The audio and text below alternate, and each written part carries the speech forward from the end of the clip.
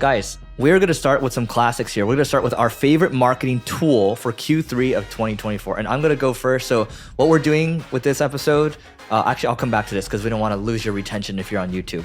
So I found this tool over the weekend. It's called Overlap. Do you know what Overlap is? Of course you don't. So Overlap it's backed by Y Combinator. So they funded Dropbox, they funded Airbnb. I saw Gary Tan post this, right? He reposted it. And you remember we talked about Opus, the thing that finds the clips, right? So I took some of our YouTube videos. You basically take links of your YouTube videos and you put it in there. It does a really amazing job of finding the right moments and clips them. And the title is great too. And so what I've been doing today, I ran a test. For the next 5 days, I'm going to be running a test. I've been just taking these like 2 to 5 minute videos. Like let's say we're talking right now. And today I posted one with 𝗔𝗕𝗢𝗚𝗓 where he grew WP Engine to 400 million, right? He had a good snippet on like, hey, when should you raise money? When should you not? It's not like a bad thing or a good thing. He just gave his feedback. And that actually got some pretty good reach on Twitter and LinkedIn. And so it's free to use right now. Just type in tryoverlap.com and you can sign up for it. And I think this is going to be very helpful for us in terms of scaling out our content and repurposing a lot more. Because if you figure you post to Twitter, okay, and then you do threads, right? You can. They took a Joe Rogan episode with Peter Thiel. Did you see that one? Yeah, I didn't watch the whole thing yet. I didn't watch the whole thing You yet. saw the meme though that's going around? No, I didn't, but let's come back to that.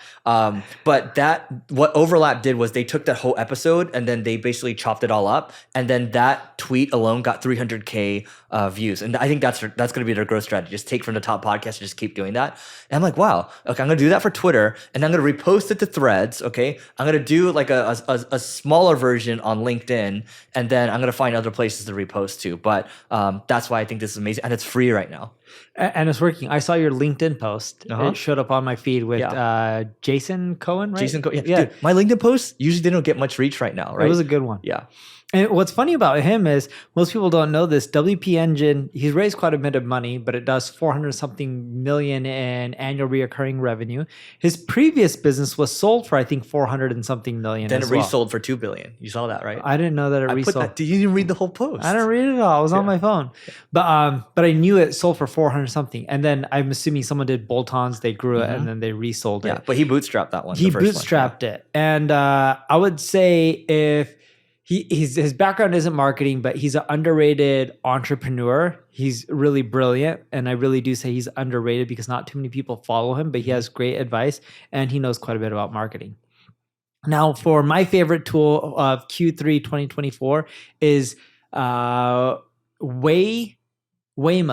Is it Waymo? Oh, Waymo, yeah, the Uber, the robotic. 𝗔𝗕𝗢𝗓𝗓. Waymo. Waymo. Waymo's the self-driving cars. Oh, you don't use Waymo? It's around our area.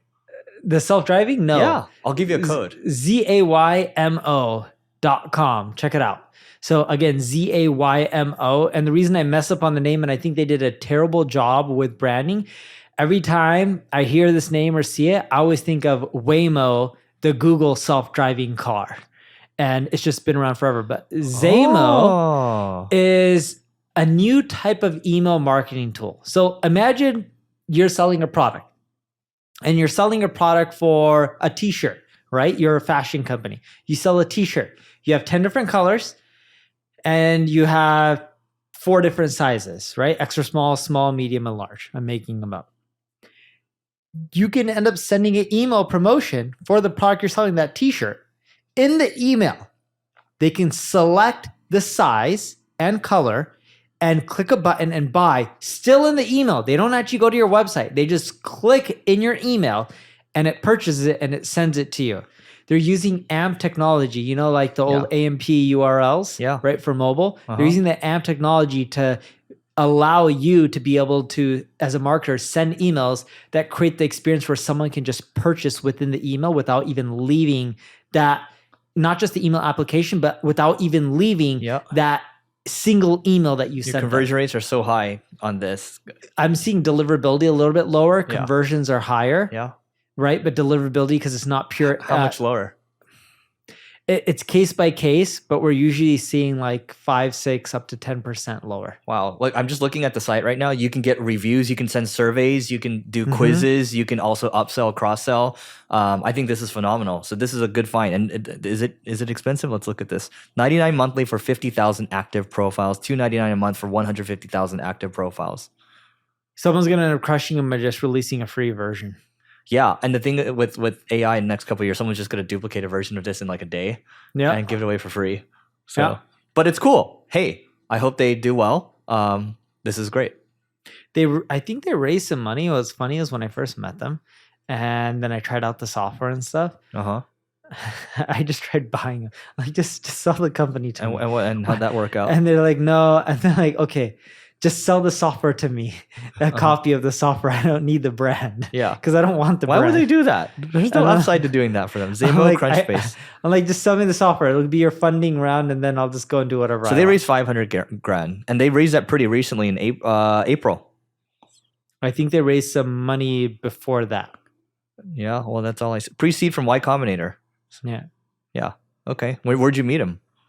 Utah, some event, and then I eventually got around to playing with it. You know, I'm a slow adapter when people tell me stuff to actually use it. Yeah. I then ended up using it. I had some other people in e-commerce use it so I can get data. Mm-hmm. And then I saw decreases in deliverability, not right away, but slowly over time. But conversions, you definitely saw increase. I got to take a minute to tell you about the Agency Owners Association. This is a peer group for agency owners. Think YPO or EO, but for agency owners. And I just wanted to read you a couple of testimonials. So this first one comes from Carrie, and we asked her, what do you like most about the group? She said, having a group of people to discuss and bounce ideas. The leads are great too. Yes, we share leads in this group as well. This one from Alian, he says, the ability to really post whatever I want and need, and the group responds. Great experienced members, getting a lot of insights from conversations with other members, getting a lot of value from sessions from Eric, getting advice from others as well. And so if you want to grow your agency faster and you want a peer group to do so, just go to marketingschool.io/agency. This is a group that both Neil and I created. And our hope here is to create a vibrant community of agency owners and do a lot more with it in the future. So again, marketingschool.io/agency, and we'll see you inside. Dude, we should also talk about old marketing that still drives major ROI. So this year, I mean, you know, for context, Neil and I were both speaking at 2 events together, I think. And HubSpot, Inbound. HubSpot, and then This is Marketing in Germany. We're going to be in Frankfurt. I've never been to Frankfurt. Have you been to Frankfurt? I've been all over Germany. Frankfurt as well? I used to go to Germany every month. But not Frankfurt? I've been to Berlin. And Frankfurt, Berlin, Hamburg, Dusseldorf, Munich. I've been everywhere. Okay, so I've been to Munich too. So we I think it's... Sometimes people are always like talking about the new things, but I think it's also helpful to talk about what's the old stuff that still works. And so maybe we'll spend some time talking about that. And like, for starters, live events work really well. That's why I'm talking about live events. Events in general work really well. You do webinars, I do webinars. Dude, I did a webinar last week, and it wasn't like we restreamed it for the first time. And Neil was one that brought me over to this because he streams it to multiple channels. Because sometimes I'll see you push it to Instagram Live. Nobody's watching on your Instagram Live, but there's still like 200 people watching it, right? Which is like, if there's just one person that buys from that, it's totally worth it. And so last week we saw there's like 500 viewers on the link. I was like, that's not going to get anything. Dude, we got 2 major leads from that. Wow. Yeah, good. just from 500 views, right? So it just doesn't matter at the end of the day. So events go a long way. Do you do the QR code? We haven't done it yet. We're going to add that for next time. Oh, it makes such a big difference. Yeah. And so it's like our like, you know, weenie, like, you know, weak version of it did pretty well for us. So yeah. Yeah. Some of the old stuff that we still do that just does really well is partnerships with other companies.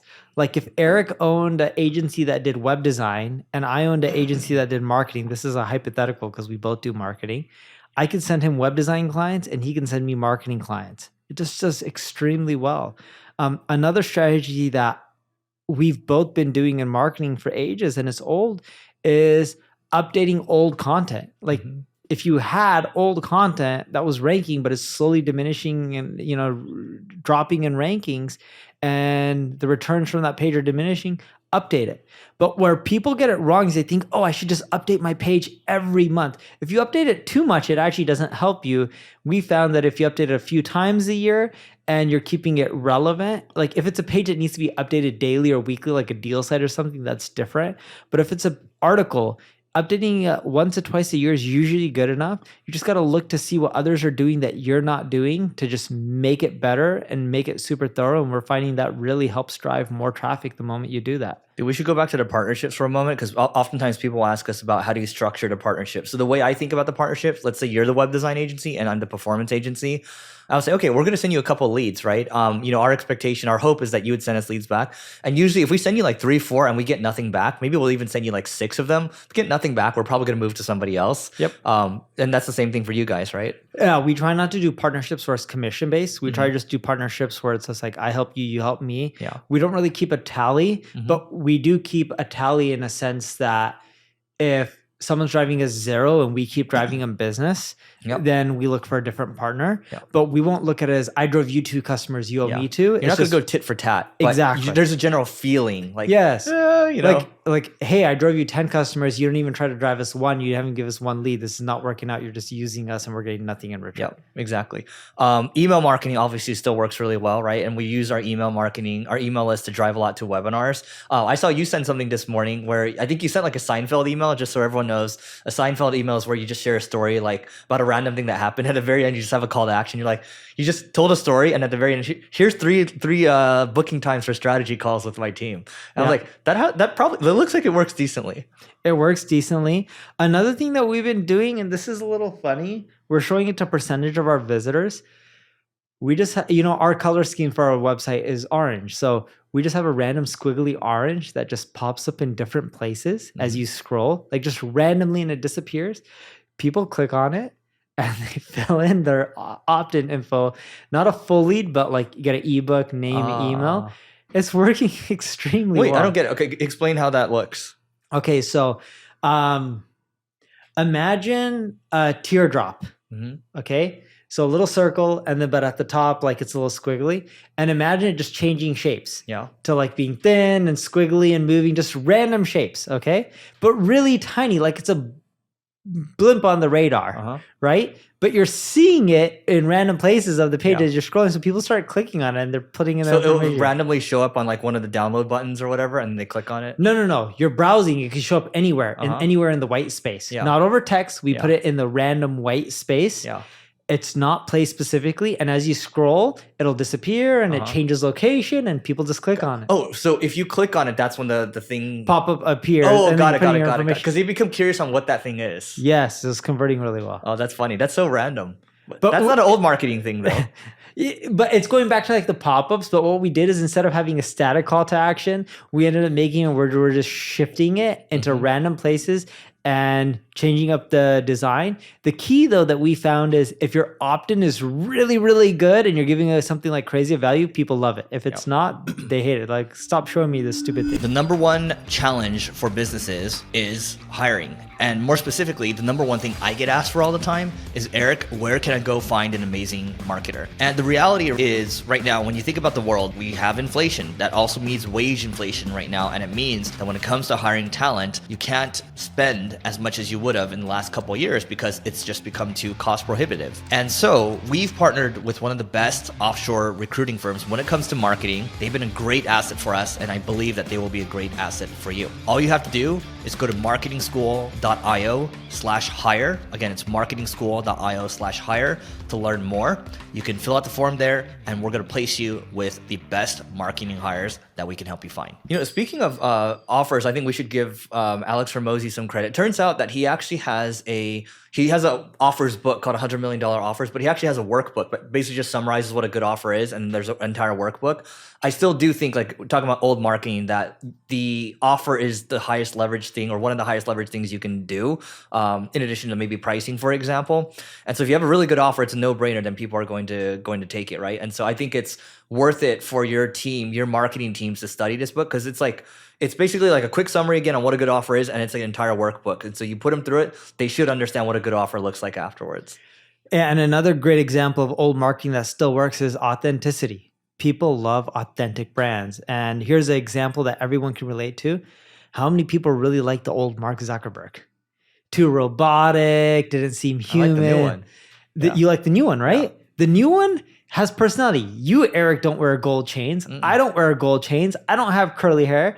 I think he has a six pack. At least one was when him and Elon He's were a jiu-jitsu fighter now. Yeah. You and I aren't as in good shape as he is, right? But yeah, there's something about the new Mark Zuckerberg that we like. And what it comes down to is when you look at him, yeah, he's still a little bit socially awkward here and there, but his brand is just like he's being him and it just feels authentic. The old guy, it just was too robotic and micromanaged and, PR training type of character. It's like haircut was just really funky. It is just like, hey, dude, you came out of a lab experiment. And I don't mean this in a cruel way. I'm not saying he's ugly or anything, but like very monotone.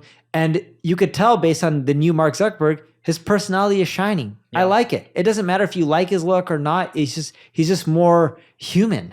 I would say once we change the format of this one, because we've been getting comments from people, it is actually more authentic for us because we're just having conversations now and we're reacting. Sometimes people be like, "Oh, you guys did not prepare for any of this." It's like, no, we're literally just talking, right? But to go on that topic, we do prepare a list of topics before each podcast episode, and there's usually 20 plus topic ideas within. I don't know about you. I've actually read through all my stuff, it seems like you do too. The final thing I'll say around, just to end it on the old marketing that drives ROI, is the whole idea of the attention. We've talked about this. New SEO isn't just SEO. We're talking Amazon, TikTok, we're talking YouTube. Attention is spread. It's so fragmented now that you have to repurpose. You have to go omni-channel. And most importantly, if you're going to do that, you have to post natively to each channel because each channel is a different game you have to play. So Twitter or Threads, you might actually be writing threads. On LinkedIn, you can't do the same thing. You have to play a different game on each one. And so these are all great things that I would just recommend rewinding and listening to these things, because even just doing one of them will go a long way for you. Dude, I totally agree with that. And when you think about some of these marketing tactics that Eric and I are giving, whether they're old or new, don't try to do them all. Just pick one or two, because if you try to do all of them, you're going to get overwhelmed. And what you'll find is a month later, none of them will be implemented. So just pick one, get it done, and then come back to this episode and pick another one and then get it done and then continually stack them. All right, guys, that is it for today. Please go to marketingschool.io/agency to learn more about the Agency Owners Association. And please don't forget to rate, review, and subscribe. It helps us grow. Please help us balance out the people that don't like the new format. Tell us you like the new format. All right, we'll see you guys later.